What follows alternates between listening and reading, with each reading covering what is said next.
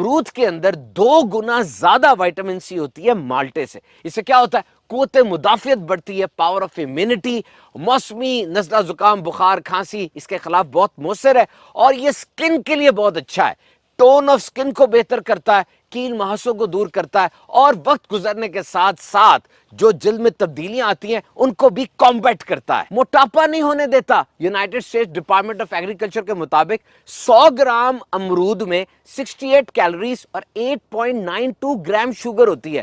پیٹ بھر جائے گا، feeling of سیٹیٹی بھی آ جائے گی، غذائیت بھی مل جائے گی، موٹاپا نہیں ہوگا، اور بنجی ایٹنگ یعنی جو بے وقت کھانے کی عادت ہے اس سے بھی چھٹکارا ملتا ہے. امرود کا یہ سخت جان درخت ہر قسم کی آب و ہوا اور زمین پر اگ جاتا ہے، لیکن نیم گرم مرطوب آب و ہوا میں بہترین پرورش پاتا ہے. اور یہ اہم تجارتی پھل ایک اندازے کے مطابق سب سے پہلے جنوبی امریکہ کے علاقے پیرو میں پایا گیا،